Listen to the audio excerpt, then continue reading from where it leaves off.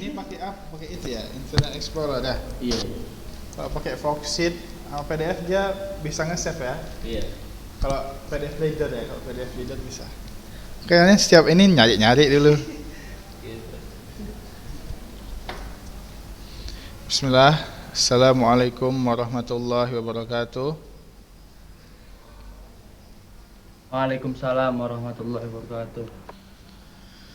Alhamdulillah wassalatu wassalamu ala Rasulillah wa ala alihi wa sahbihi wa man tabi'ahum bi ihsanin ila yaumiddin. Amma ba'du. Alhamdulillah pada kesempatan kali ini kita senantiasa masih diberikan nikmat oleh Allah Subhanahu wa taala sehingga kita dapat melanjutkan pembahasan kita dalam mata pelajaran Qawaid al-Fiqhiyah. Adapun untuk Qawaid al-Fiqhiyah kita ada sampai kaidah ke berapa?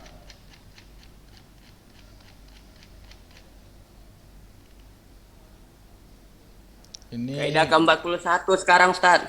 41 ya. Akan tapi ini kita bahas saja tapi nggak keluar dalam ujian, karena yang keluar dalam ujian yang kemarin udah ada kisi-kisinya dan soalnya juga udah ditulis ya. Soalnya ditulis, jadi yang keluar yang kemarin-kemarin aja. Kalau yang ini kita hanya menambah ilmu saja ya. Adapun kalau akidah itu nanti soalnya ada 8 ya. Udah dikasih tahu ya soal akidah kelas 12. Itu nanti ada Udah, 8. Ustaz. Ya, 2 itu dari kelas 11, 1 dari kelas 10 kalau enggak salah. 5 dari kelas 12. Ya, kita lanjut langsung ke dalam kaidah 41.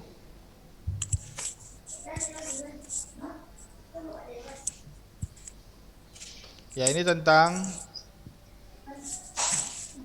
doman. Apa itu doman? Ganti rugi ya. Kita masuk ke dalam pembahasan ganti rugi. Ya, jadi inilah dia qaidul fiqhiyah, tidak tetap kepada satu pembahasan. Atau misalnya kayak fikih kan, tetap dia maksudnya dari ibadah, kemudian sholat, kemudian haji, ya baru nanti jual beli gitu. Kalau ini dia loncat-loncat ya, nanti ke tentang ganti rugi, baru nanti ke ibadah lagi dan loncat-loncat. Nah, ini sesuai kaidahnya. Jadi inilah dia pelajaran qaidul fiqhiyah, maka dia dipelajari oleh kelas 12 karena kelas 12 sudah lumayan paham. Adapun kelas 10 11 masih susah. Ya, kita masuk ke dalam kaidah 41. Wa kullu ma yahsulu mimma qad azin falaisa madmunan wa aqsadu min. Ya, kaidah ke-41 wahia, kita baca dulu. Wahia anal mutlaf alladhi yahsulu mimma qad uzin fihi laisa bimadmunin wa ma yahsulu min shay'in lam yu'zan fihi fa innahu madmunun wa fihi wa fi hadhil qaidah yaqulul fuqaha ma tarattab alal ma'zun falaisa bimadmunin wa ma tarattab ala ghairil ma'zun fahuwa madmunin. Ya, di sini wa kullu ma yahsulu mimma qad azin, setiap apa yang berdampak dari apa hal yang telah diizinkan oleh syariat, maka dia tidak wajib ganti rugi. Nanti kita akan membahas apa saja dampak terhadap hal yang sudah diizinkan itu, apa contohnya. Wa aksuhu dumin, apa itu maksudnya aksuhu? Kebalikannya. Jadi hal yang berdampak dari perbuatan kita, yang mana perbuatan kita itu pada asalnya tidak diizinkan oleh syariat, maka dampaknya itu kita harus ganti rugi. Ya, kita baca bahwasanya hal yang kita mutlaf, yang kita ambil, ya, atau kita pakai, yang mana itu bersumber dari hal yang telah diizinkan oleh syariat, maka itu tidak falaisa bimadmun, tidak perlu untuk diganti rugi. Wa ma yahsulu min syai'in lam yu'zan, Dan apa yang berdampak dari sesuatu yang tidak diizinkan oleh syariat, maka dia sesungguhnya harus ganti rugi. Wa fi hadzal qaidah yaqulul fuqaha, maka ada kaidah yang dikatakan fuqaha yang sama seperti kaidah di atas, matarattaba 'alal ma'zun fahuwa bimadmunin. Apa yang berdampak dari suatu hal yang diizinkan, maka ketika dia menghilangkan sesuatu atau mengambil sesuatu, maka dia tidak wajib ganti rugi karena perbuatan itu telah diizinkan syariat. Dan apa yang berdampak dari hal yang dia mengambil akan tapi ghairu ma'zun, tidak diizinkan oleh syariat, maka dia fahuwa madmun, maka dia wajib ganti rugi. Paham ya? Kita agar lebih paham, kita masuk kepada contohnya. Contohnya, falau anna rajulan jana bi syakhsin faqata akaffahu summa ta'akkalal jarah hatta halak, fainal jani yaktul, ya, yaktul idza tamat syurutul qisas. Fainal jani yuktal, ya, fan yuktal idza tamat syurutul qisas. Walau anna syakhsan jana ala akhir faqata akafahu faktasasna minal jani wa qata'na kafahu summa ta'akkalal jarah summa halakal jani fa innahu la yadman li'anna dzalika tarattaba ala ma fa'alal ma'dzun fihi wa huwal qisas. Lihat di sini. Ketika seseorang berbuat jahat kepada saudaranya, berbuat jahatnya gimana caranya? Dia potong tangan saudaranya. Nah, dipotong tangan saudaranya, kemudian darahnya mengalir, nggak diobatin. Dia motong tangannya tanpa ada izin syariat, tanpa hak, dia cuma zolim aja. Dia sekedar zolim, maksudnya dia memang zolim. Dipotong tangan kawannya, ya, saudaranya, kemudian darahnya mengalir, kemudian membusuk. Nah, kemudian busuknya itu berpengaruh terhadap dirinya, kemudian dia orang yang dipotong tangannya ini mati. Padahal yang dipotong tangannya, ya, bukan lehernya, tapi dengan sebab potong tangannya kemudian dia kehabisan darah, kemudian dia busuk tangannya dan menyebabkan orang yang mati, maka sesungguhnya yang memotong tangannya, yang motong tangannya tadi, orang yang pertama yang motong tangannya tadi, itu dia harus dikisos. Kisosnya apa? Bukan kisos potong tangan, akan tapi kisos dibunuh. Kenapa? Kalau dia udah lengkap surut kisos, dia harus dibunuh. Kenapa? Karena sama saja dia yang menyebabkan orang yang dipotong tangan tadi mati. Padahal dia nggak niat bunuh, dia cuma niat potong tangan. Akan tapi karena sebab potong tangannya tadi menjadikan orang yang dipotong tadi mati, maka ini tidak ada izin syariat. Ini karena ini adalah jelas-jelas kejahatan, tidak diizinkan oleh syariat dia potong tangan, maka sungguhnya dia harus ganti rugi. Ganti ruginya gimana? Ganti ruginya dia dikisos, dibunuh. Kenapa? Karena orang yang pertama tadi udah mati. Paham semua? Paham nggak? Kok nggak paham bilang? Siapa yang udah paham? Akmal Ridho, Huzaifi, Abdullah, Rabi'ah. Paham. Paham ya? Itu contoh pertama. Yang dia melakukannya tidak dengan syariat, maka yang berdampak dari kejahatan dia, tadi kan kejahatan dia cuma sekedar potong tangan, kemudian dampak dari potong tangan dia itu menyebabkan pembunuhan, maksudnya menyebabkan orang yang dipotong tadi mati, padahal yang dipotong tangannya bukan lehernya, ya. Jadi penyebabnya itu potong tangan, akan tapi dia mati karena kehabisan darah, maka yang memotong tangannya ini dikisos, kisosnya dibunuh, bukan dipotong tangan. Kenapa? Karena ini tadi dia harus ganti rugi kalau hal tidak diizinkan, ya. Karena kejahatan memang jelas tidak diizinkan. Itu contoh pertama, ya. Nah, contoh yang kedua, contohnya lagi ketika si A tadi motong tangan si B, ya. Nah, kemudian si B tangannya puntung kan, kemudian langsung diobatin, diperban, ya, diperban, berhenti darahnya, kemudian dia puntung aja nggak mati, ya. Nah, kemudian si A ini dikisos. Akan tapi kisosnya kisos apa? Kisos potong tangan. Ya, bukan kisos dibunuh, karena si yang dipotong tangannya tadi, yang si B tadi nggak mati kan, nggak mati. Jadi si A ini hanya dikisos potong tangan saja. Akan tapi pas dia dipotong tangan oleh Algojo, ya, dipotong tangan sama pemotong tangan dari pemerintahan misalnya, dipotong tangannya, nah dia langsung pingsan, kemudian kehabisan darah dan mati. Yang orang yang berbuat jahat tadi dikisos, kemudian dia mati. Padahal yang dipotong tangannya bukan kepalanya. Nah, apakah Algojo ini wajib harus dikisos, dibunuh karena dia telah memotong tangan sampai menyebabkan orang yang dipotong tadi, yang dikisos tadi mati. Yang dikisos tadi ya mati. Apakah Algojo ini wajib untuk dikisos? Kenapa? Apa jawabnya? Tidak. Kenapa? Karena dia memotong tangan dengan izin syariat, yaitu kisos. Kisos itu diizinkan oleh syariat. Maka apa yang berdampak dari kisos tersebut, dia tidak wajib ganti rugi. Kalau pemotongan tangan tersebut diizinkan oleh syariat. Ya. Berbeda dengan kasus yang pertama tadi, dia tidak diizinkan oleh syariat, maka apa yang berdampak itu dia harus ganti rugi dan dibunuh. Akan tapi Algojo ini dia diizinkan syariat karena yang dipotong ini dia memang berhak untuk dipotong tangannya karena dia sudah memotong tangan orang lain. Ya, akan tapi kebetulan dia mati, tiba-tiba mati, mungkin mentalnya drop atau dia langsung fisiknya langsung turun, keluar darah banyak, mati. Akan tapi Algojonya tidak wajib dikisos. Kenapa? Karena diizinkan oleh syariat, yaitu kisos. Paham? Paham nggak ini?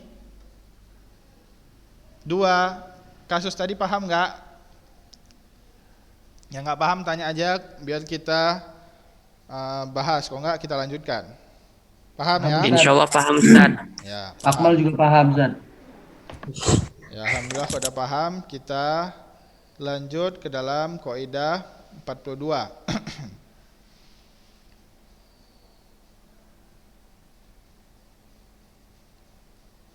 Kita masuk kaidah 42. Fama alal muhsini minasabil wa aksuha al-zalim fastamikili.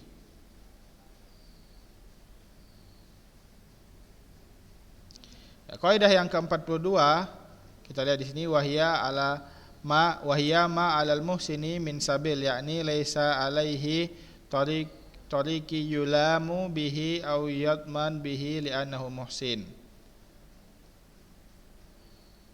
Ya, di sini maksudnya fama alal muhsini sabil, maksudnya tidak untuk orang-orang yang muhsin, yang menginginkan kebaikan, kemudian dia berbuat sesuatu, kemudian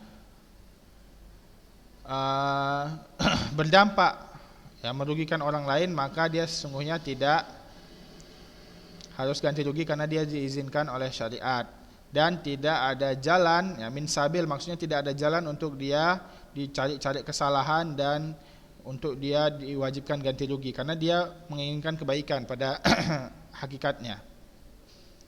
Dari sini wahia ma'alal muhsini min sabil, ya, orang yang menginginkan kebaikan min sabil maksudnya bukan tidak ada jalan, maksudnya tidak ada celah ya bagi dia untuk dicela karena dia memang menginginkan kebaikan dalam perkara itu saja, ya. Yakni laisa lahu tariqu yulam, tidak ada jalan dia untuk dicela atau dimintai ganti rugi karena dia muhsin. Berbeda dengan fajir, nanti dia harus dicela atau dimintai ganti rugi. Contohnya a'ta syakhsan wadi'atan yahfazuha lahu thumma talafat alwadi'atu bighairi taud minhu wala tafrid fa innahu la dhamana alal muwadda li'annahu muhsin. Lihat di sini contohnya akad wadiah. Akad wadiah ini akad penitipan, cuman menitipkan harta. Jadi seorang A menitipin misalnya keretanya dititipin ke si B, ya, A-nya ini mau pulang kampung misalnya. Jadi keretanya dititipin ke si B. Nah, ini adalah akad wadiah. Tidak ada pembayaran. Jadi si A ini enggak bayar ke si B karena udah jaga keretanya, enggak. Ini hanya berbuat baik saja. Nah, di sini pakai akad ini contohnya si A, ya, dia ngasih keretanya ke si B untuk dijaga karena si A misalnya mau pulang kampung, ya. Kemudian si B ini naruh keretanya di garasi, ya, kemudian garasinya udah dikunci, ya kan, tapi ada aja maling, ya, kemudian diambillah kereta itu, hilang di rumahnya tanpa sepengetahuan si B. Nah, ketika hilang, apakah si B ini wajib ganti rugi? Tidak. Kenapa? Karena si B ini dia ingin berbuat baik, akan tapi takdir berkata lain. Jadi dia cuman ingin berbuat baik, dia aja nggak dibayar, ya, menitipkan kereta itu, akan tapi hilang, ya, itu takdir Allah. Nah, dia nggak sengaja, akan tapi dia tidak bisa dicela, tidak bisa dimintai ganti rugi. Kenapa? Karena dia niatnya baik. Nah, dan takdir itu berkata lain. Paham ya? Li'annahul muhsin, ya. Sebagaimana Allah SWT berfirman, ma'alal muhsini min sabil, ya. Bahwasanya untuk orang-orang muhsin tidak ada celah baginya untuk dicela, ya, untuk diejek-ejek atau untuk dimintai ganti rugi. Wa aksuhu, dan kebalikannya orang yang zalim, ya, al-mu'tadi fa innahu yadman mislahu. Yadman misaluhu. Nah, ketika orang yang zalim maka dia harus dicela dan harus dimintai ganti rugi ketika dia zalim. Contohnya al-ghosib. Gosip ini dia bukan mencuri, ya. Gosip ini minjem tapi nggak bilang-bilang.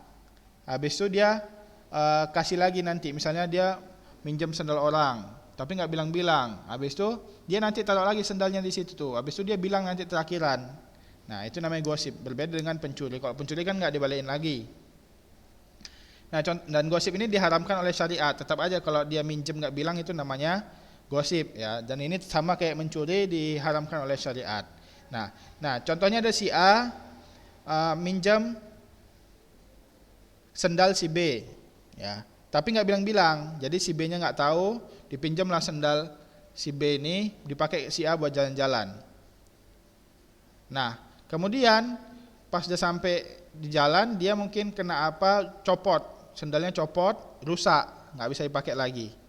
Nah, maka si A ini wajib mengganti. Walaupun, kenapa wajib mengganti? Karena dia pada hakikatnya adalah tidak diizinkan syariat. Kenapa? Karena dia adalah zolim. Karena gosip itu zolim, perbuatan zolim.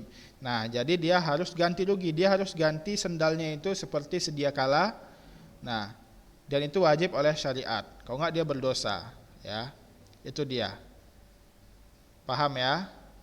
Itu dia. Berbeda kalau si A ini nitipin sendal ke si B, nggak dibayar, cuma dititipin aja. Habis itu si A mau pergi kemana gitu. Habis itu tiba-tiba hilang, dicuri orang sendalnya, maka si B ini nggak wajib ganti karena dia tadi seperti yang pertama, akadnya wadiah hanya berbuat baik. Dia niatnya baik, akan tapi takdir berkata lain. Berbeda kalau ini dia gosok, kemudian dipakai, kemudian hilang, rusak sama dia, maka dia wajib ganti rugi. Ya, paham ya? Nah, karena dia zalim. Nah, Nabi Muhammad SAW juga bersabda, laisa li'ilkin zalimin hakun, ya. Maka tidak ada untuk orang zalim itu sedikit pun hak. Maka ketika dia wajib ganti rugi, maka dia wajib ganti rugi karena dia zalim. Berbeda dengan muhsin. Paham ya?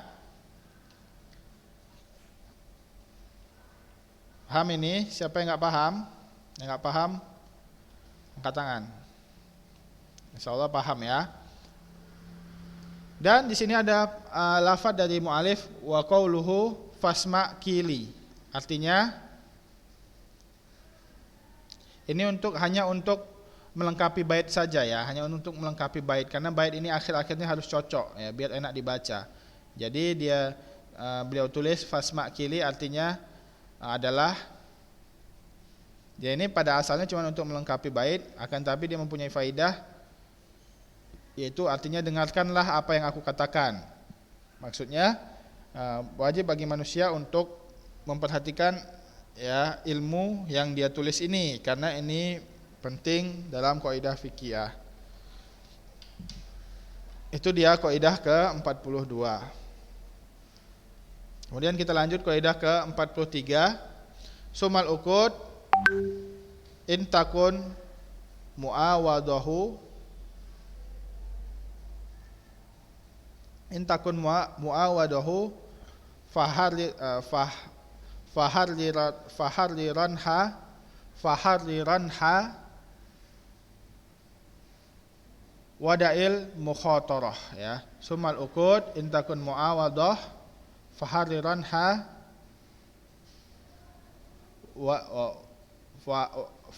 fahariranha wadail mukhatarah. Lihat di sini kaidah ke-43 kita baca dulu. Wahiyah, bahwasanya ukud itu apa? Akad, ya. Akad ini ada terbagi dua. Akad ini terbagi dua, yang qasimu ila qismain, terbagi dua. Yang pertama qismun muawadah, ya. Maksudnya ini muawadah apa? Muawadah kita jelaskan di sini sedikit. Muawadah ini dia saling mendapatkan keuntungan. Contohnya apa saja akad muawadah? Akad jual beli. Itu saling mempunyai keuntungan dua orang ini. Yang pembeli dapat barang, yang penjual dapat uang. Enggak mungkin penjual ini ngasih barang aja sedangkan dia enggak dibayar. Itu enggak mungkin, karena ini akadnya jual beli. Pasti ada dua-duanya harus dapat untung. Itu dia akad muawadah, ya. Begitu juga contohnya al-ijarah, penyewaan. Misalnya si orang nyewa rumah, dia pasti harus bayar, misalnya sebulan 10 juta atau misalnya setahun 10 juta, dia pasti harus bayar ke penyewanya. Itu karena dua-duanya harus dapat untung. Yang penyewa itu yang menyewakan rumah itu dapat uang, yang menyewa rumah itu dia bisa tinggal di dalam rumah itu. Dua-duanya harus ada untung. Itu dia namanya akad muawadah. Paham, ya? Akad muawadah. Berbeda dengan kalau misalnya nanti kayak tadi minjemin uang, habis itu bayarnya nggak ada tambahan, kemudian kayak tadi nitipin barang, itu beda lagi, bukan muawadah, ya. Akadnya bukan muawadah. Itu hanya membantu, misalnya membantu teman. Kalau ini muawadah ini benar-benar ada untungnya. Dua-dua harus dapat untung. Itu dia akad jual beli. Contohnya apa akad jual beli? Nah, maka kalau akad jual beli ini dua-duanya harus dapat untung. Nggak boleh salah satu aja nggak dapat untung atau salah satu dirugikan, maka ini berdosa salah satunya. Itu dia akad muawadah. Contohnya apa? Al-bai' wal ijarah, jual beli dan penyewaan. Fayajibu an tuharrira, ya, wa an takuna ma'lumatun wa an tatimmu fiha asyurutul ma'rufah li anna kulla wahid minal muta'aridain yuridu an yakuna haqqu qa'iman wa idza kana hunaka jahalah sara dzalika sababan liniza' bainan nas wa lihadza qala fahariranha wa wada'il mukhatarah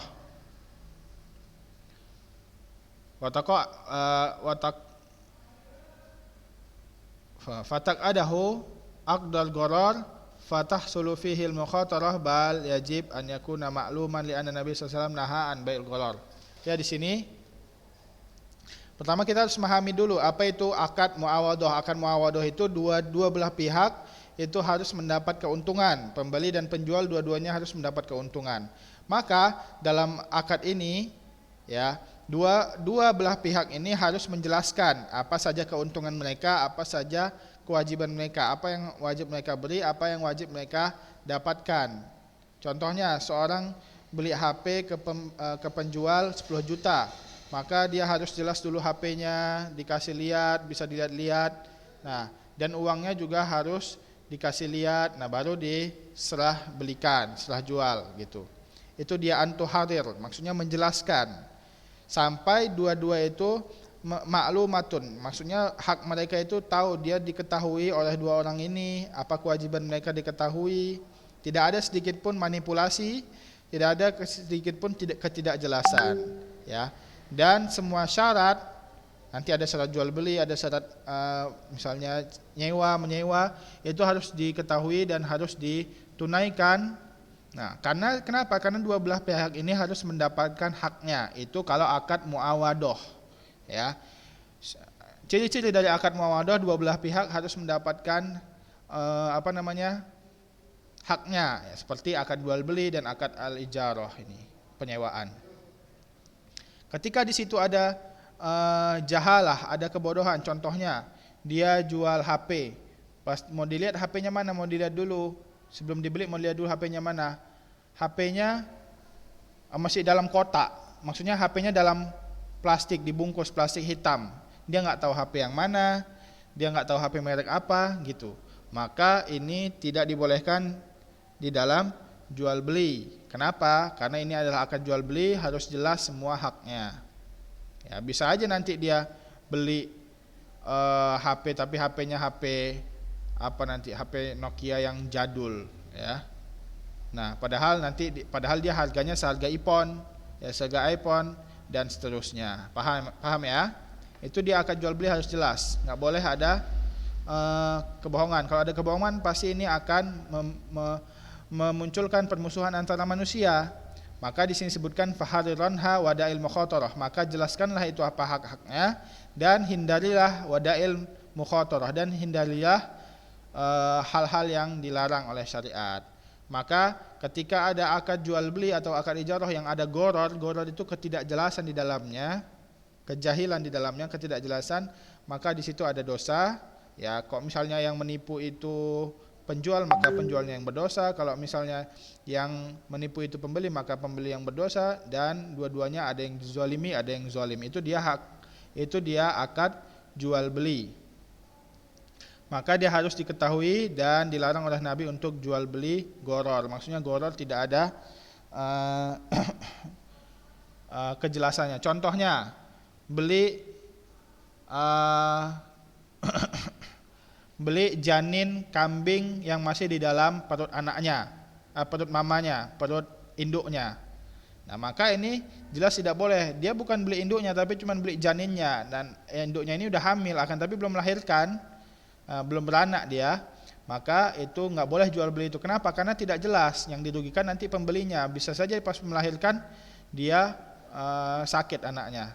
Nah, atau mati pas dilahirkan, maka ini uangnya udah dikasih. Contohnya juga, misalnya kita pergi ke pemancingan, kita bayar 100.000 ya, akan tapi nggak dijelaskan dapat berapa ikan. Kita boleh memancing dari siang sampai malam, akan tapi nggak dijelaskan kita dapat berapa ikan. Kita masuk situ bayar 100.000, akan tetapi kita mancing dari pagi sampai malam. Kalau misalnya kita cuma dapat 5 ikan, berarti 5 ikan itu harga 100.000. Kalau kita dapat 100 ikan, berarti 100 ikan itu 100.000. Jadi sesuai kekuatan kita memancing, maka itu diharamkan di dalam jual beli. Ya, kenapa? Karena ini akad jual beli. Ketika ada kejahilan atau ketidakjelasan di dalamnya, maka itu tidak boleh. Maka nanti yang akan dirugikan adalah orang yang memancing itu. Padahal dia udah bayar 100.000 kok cuma dapat 1 ikan. Kok misalnya dia dapatnya cuma 1 ikan gitu. Paham ya? Beda lagi halnya kalau di kolamnya dipatokin ada 10 ikan, dia harus dapat 10 ikan, bayarnya 100.000. Kok misalnya satu ikannya memang harganya 20.000 gitu, nggak apa-apa. Akan tapi kok misalnya satu saat dia bisa dapat banyak, satu saat bisa dapat dikit, tapi harganya sama, maka itulah dia goror. Paham sampai sini? Akad muawadah, siapa yang nggak paham? Yang paham angkat tangan.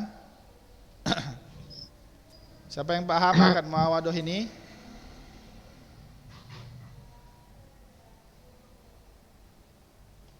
Ada yang nggak paham? Akmal, Fabiah, Abdullah, Riyandi, paham semua ya? Insyaallah paham, Ustaz. Ya, itu dia akad muawadah ya.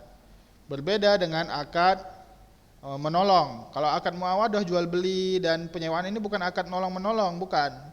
Kalau akad menolong-menolong, misalnya dia minjamin uang ke temannya 100.000, nanti dibalikinnya 100.000. Nah, itu dia akad menolong misalnya. Nanti ini beda lagi namanya, bukan akad muawadah, itu akad yang kedua. Ini jenis yang kedua nanti, yang mana akan kita jelaskan pada pertemuan minggu depan. Contohnya lagi misalnya dia kayak menitip tadi, menitip kereta. Yang dititipin itu dia nggak dikasih uang, cuma nitipin aja, dia buat berbuat baiklah ke temannya. Nah, ini akadnya bukan akad muawadah ya. Karena satu yang diuntungkan, satu nggak diuntungkan nggak apa-apa, karena akadnya bukan akad muawadah ya. Itu dia hanya sekedar berbuat baik buat temannya gitu.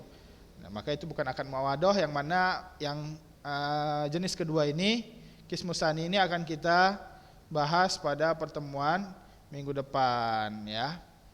Itu akan kita bahas pada pertemuan minggu depan, yang insya Allah kita pahami di situ perbedaan antara dua akad ini, akad muawadah dan kismusani. Yang kedua ini akan kita bahas pada pertemuan minggu depan. Dan kita jelaskan kalau kita udah paham dua akad ini, maka kita bisa mengetahui apa itu akad muawadah dan apa itu akad menolong ini. Maka nanti ada karakteristiknya. Kalau akad muawadah ini harus jelas. Kalau akad tolong menolong nggak apa-apa nggak jelas ya. Kalau akad muawadah ini harus dapat untung dua-duanya. Kalau akad tolong menolong ini yang satunya nggak boleh dapat. Kalau misalnya dia pinjam meminjam, yang satu ini nggak boleh dapat untung. Kalau misalnya dia minjamin uang 100.000, terus dia bilang nanti balikinnya 120.000 bukan 100.000 ya, maka ini nanti jatuhnya kepada riba. Kenapa dia riba? Karena ini akadnya tolong menolong, ya nggak boleh dia mengambil untung dari peminjaman ya. Itu dia. Yang mana ini insya Allah akan kita bahas pada pertemuan